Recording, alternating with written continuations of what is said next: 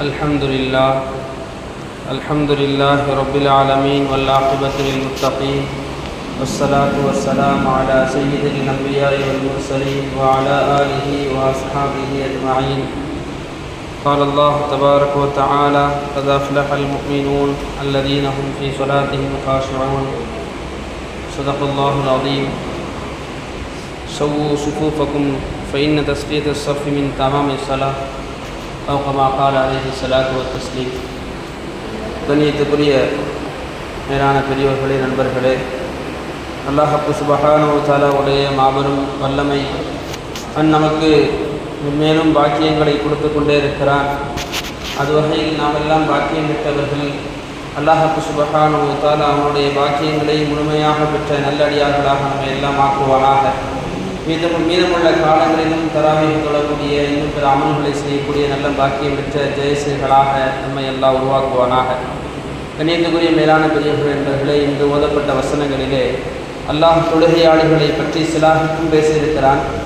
குர்ஆனுடைய வேறு சில இடங்களில் தொழுகையாளியை பற்றி சபித்தும் பேசியிருக்கிறான்.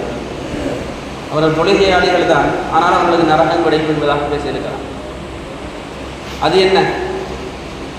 தொழுகையின் மூலமாக ஒரு மனிதனுக்கு சிறந்த வாழ்வையும் அல்லாஹ் கொடுத்திருக்கிறான். கத் அஃப்லஹல் முஃமினூன் அல்லதீன ஹும் ஃபீ ஸலாத்திஹிம் காஷிஊன். தொழுகையிலே பயபக்தியோடு இருக்கக்கூடிய, உள்ளச்சம் இருக்கக்கூடிய மக்கள் ஜெயசீர்களாக ஆகிவிட்டார்கள், வெற்றியடைந்து விட்டார்கள் என்ற வார்த்தையை சொல்கிறான். அதுபோன்று மற்றொரு இடத்தில் வவைலுல் லில் முஸல்லீன் அல்லதீன ஹும் அன் ஸலாத்திஹிம் சாஹூன். தொழுகையில் கவனமற்றிருக்கக்கூடிய தொழுகையாளிகளுக்கு கேடுதான் என்ற கண்டனத்துக்குரிய வசனங்களையும் அல்லாஹ் சொல்லி காட்டுகிறான். கண்ணியத்துக்குரிய மேலான பெரியவர்களே, நண்பர்களே, அப்போ தொழுகை அப்படிங்கிறது நம்முடைய நேரங்களை கவனித்து நாம் நேரங்கள் அதுக்கென்று தனியான முறையில் எடுத்து நம்முடைய தொழில்துறைகளை விட்டுவிட்டு தேவையான இடங்களிலே நாம் பல மாறுதல்களை செய்து கொண்டு நம்முடைய தொழுகைகளை நிறைவேற்றுகிறோம். அந்த தொழுகை முறையானதாக, அந்த தொழுகை பரிபூர்ணமானதாக, அல்லாஹ்வுக்கு பிடித்தமானதாக ஆக வேண்டும் என்ற சிந்தனைகள் நமக்கு இருக்க வேண்டும். முதலாவதாக தொழுகை எப்படி ஃபர்தோ அதற்கு தோதுவான எல்லா விஷயங்களையும் லாசிம் என்ற அடிப்படையில் நாம் செய்ய வேண்டும். என்னன்னு சொன்னால், தொழுகை ஃபர்து ஒதுவோடு இருக்க வேண்டும் என்பது எப்பொழுதும் ஃபர்து கிடையாது. தொழுகைக்கு தான் ஒது ஃபர்து. ஒது ஃபர்லா தனியாக பார்த்தோம்னு சொன்னால் அப்படி ஃபர்து தான் கிடையாது. ஆனால் தொழுகை ஃபர்லாக இருக்கிறதுனால தொழுகைக்கு ஒது ஃபர்து. அதே போன்று ஒரு மனிதனுடைய தொழுகைகள் ஏற்றுக்கொள்ளப்பட வேண்டும், ஒரு மனிதனுடைய தொழுகைகள் அங்கீகரிக்கப்பட வேண்டும், அந்த தொழுகைகள் பரிபூர்ணமாக்கப்பட வேண்டும் என்றால் முதலாக இரண்டு விஷயங்களை இந்த உம்மத்திலே நாம் கவனம் இல்லாமல் இருக்கிறோம். அதிலே மிகுந்த கவனம் செலுத்த வேண்டும்.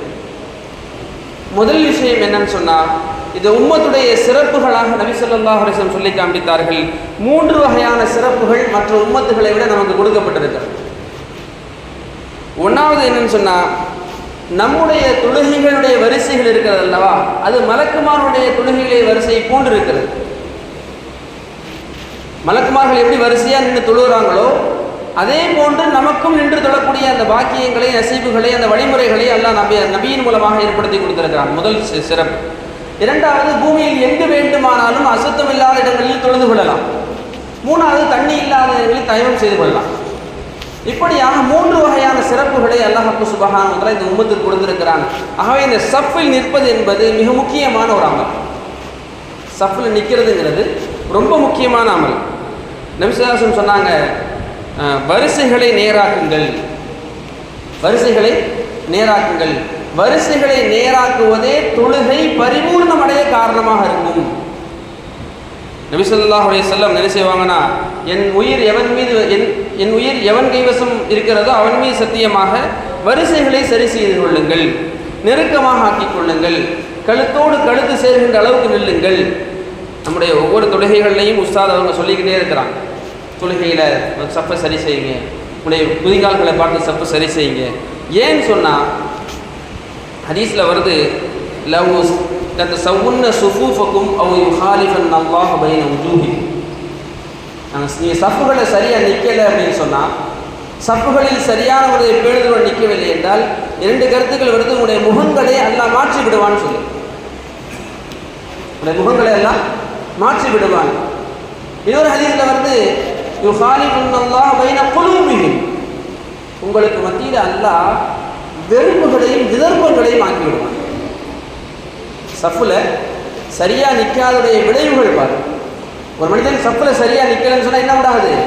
தொழுகை அப்படிங்கிறதே ஒரு ஓரளா பார்க்கும்போது பெரியவன் சின்னவன் பணக்காரன் ஏழை நல்ல ட்ரெஸ் போட்டுருக்கிறவன் கொஞ்சம் ட்ரெஸ்ஸில் குறைவான போட்டுருக்கிறவன் லேஸ் அழுக்கா போட்டுருக்கிறவன் கிழிஞ்சா போட்டுருக்கேன் எல்லாரும் ஒரே ரப்புடைய அடிமை என்ற இடத்துல நாங்கள் வந்து ஒன்று சேரணுங்கிற இடத்துல தான் நம்ம தொழுகை ஏற்படுத்தி செய்யப்பட்டிருக்குது. நாமெல்லாம் அந்த எண்ணங்களோடு தான் தொழுது கொண்டு இருக்கிறோம். ஆனால் சஃப்பை நீங்கள் சரியாக ஆக்கவில்லை என்றால் என்ன செய்வான்ல, அவ்வளோ பெரிய ஒற்றுமையாக நிற்கக்கூடிய இடத்துல கூட அல்ல என்ன செய்ய உங்களுடைய உள்ளங்களில் விதர்ப்பங்களையும் கோபங்களையும் தாபங்களையும் உண்டாக்குவான்னு சொல்லுவாங்க. இப்போ எவ்வளோ முக்கியமான ஒரு விஷயம் நம்ம இன்னைக்கு இந்த உம்மத் சாதாரணமாக கடந்து போகுது.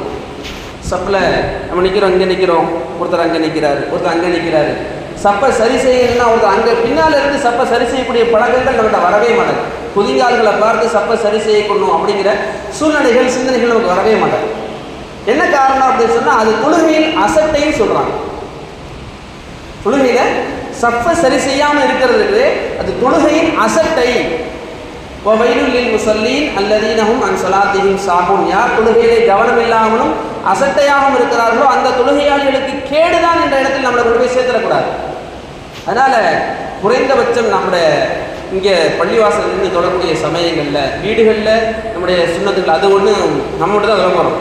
பள்ளிவாசல் நின்று ஜமாத்தாக நின்று வேறு எங்கேயாவது ஜமாத்தாக நின்று காடுகளில் வேறு எதையாவது நின்று தொழும்போது சப்புடைய விஷயங்களில் நாங்கள் ரொம்ப கவனம் செலுத்தணும். நம்ம ஏற்கனவே சொல்லியிருக்கிறோம், ஃபஸ்ட்டு சப்பில் நிற்கிறதுனால எவ்வளோ நன்மைகள்னு சொல்லி அந்த முதலாவது சப்பில் நின்று தொழக்கூடிய விஷயங்கள்லையும் நாம் என்ன செய்யணும், ரொம்ப கவனம் செலுத்தணும்.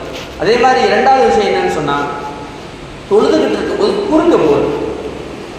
ஹதீஸில் வருது, தொழுகையை தொழுது கொண்டு இருக்கும்போது ஒருத்தர் குறுக்க போகிறாருன்னு சொன்னால் அதனுடைய தீமைகளை அவர் உணர்ந்து கொள்வாங்க. ஆனால் 40 வருஷம் ஆனாலும் சரி தொழுகையில் என்ன செய்ய மாட்டார், தொழுகையில் குறுக்க போக மாட்டார். தொழுகையில் குறுக்க போகிறது அவ்வளோ பெரிய மிகப்பெரிய பாவம். இன்னைக்கு நம்ம கிராமமாக இருந்தாலும் சரி சிட்டியாக இருந்தாலும் சரி, இமாம் துவா முடித்தோடனே அல்லது இமாம் சலாம் கொடுத்தோடனே என்று விறுவிறுன்னு வெளியே போகக்கூடிய சூழ்நிலைகள் நிர்பந்தங்கள் ஏதோ ஏற்படுது. இன்னும் சொல்ல போனால் தொழுகையில் நிற்கிறான்னு சொல்லி யார் பயப்படணும், எஞ்சி போகிறவர் பயப்படணும் இல்லையா? அவர் அட்ஜஸ்ட் பண்ணி போகணும், இங்கிட்டு போகலாமா அங்கிட்டு போகலாமான்னு அட்ஜஸ்ட் பண்ணி யார் போகணும், எஞ்சி போகிறவர் போகணும். இன்னைக்கு நிலைமை எப்படி மாறிடுச்சுன்னா, அவர் ஏத்தாப்புல வராருன்னா இப்படி தொழுதுகிட்டு என்ன செய்வாரு, ஒதுங்கி இடம் கொடுக்குறாரு வெளியே போகிறது. நிலைமைகள் அப்படி ஆயிடுச்சு. தொழுகையில கவனமாக இருப்பது என்பது அந்த முன்னால போகாமல் இருப்பதும் ஒன்றுன்னு சொல்றாங்க. தொழுகையில ஒரு தொழுதுகிட்டு இருக்காரு, அவருக்கு முன்னால போறது தடை செய்யப்பட்டிருக்கு, அது தடை செய்யணும்னு சொன்னாங்க. ஒரு நேரத்தில் ஒரு மர்வானுடைய பையன் தொழுகையிலேருந்து என்ன செஞ்சார், எஞ்சி போகும்போது அந்த அபூ சயீத் அல்-குத்ரி ரலியல்லாஹு அன்ஹு தடுத்தாங்க. தொழுதுகிட்டு இருந்தாங்க, அவர் இடையில போனாரு, தடுத்தாங்க. மறுபடியும் போனார், வேகமாக தடுத்தாங்க. மறுபடியும் போனார், வேகமாக தடுத்தாங்க, கீழே விழுந்துட்டார் அவர். இதை தன்னுடைய தந்தையிட்ட போய் சொல்லும் போது, யார் அவர் அரசர் கலீஃபா, என் பையன் அப்படி கீழே தள்ளி விழ வச்சிட்டிங்கன்னா அபூ சயீத் அல்-குத்ரி என்னன்னு கேட்கும்போது, நான் நபிகிட்ட கேட்டிருக்கிறேன், நபி ஸல்லல்லாஹு அலைஹி வஸல்லம் கேட்டிருக்கிறேன், யார் தொழுகையில் குறுக்க போகிறாரோ அதுக்கு தடுக்கணும்னு நான் கேட்டிருக்கிறேன் அப்படின்னு சொன்னாங்க. அதனால அவர் கீழே விழுந்தாலும் பரவாயில்லை, இன்னும் சொல்லப்போனால் சில அறிவிப்புகள் வருது, அவர் மரணம் அடைந்தாலும் கூட பரவாயில்லை என்ற வார்த்தைகள் பயன்படுத்தப்பட்டிருக்கு.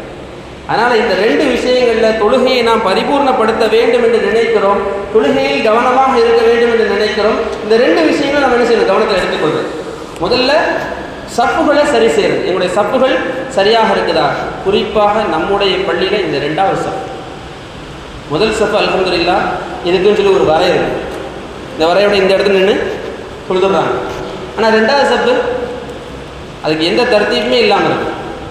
குறைஞ்சபட்சம் நிற்கக்கூடிய அந்த மக்கள் ரெண்டாவது சப்பை கரெக்டாக இருக்குதா அப்படிங்கிறத கவனம் செஞ்சு இன்ஷா அல்லாஹ் நம்ம என்ன செய்யணும், நம்முடைய தொழுகைகளை நிறைவேற்றணும். அல்லாஹ் சுப்ஹானஹு வ தஆலா எல்லா வகையான கயிறு பரக்கத்துகளை நமக்கு கொடுப்பானாக.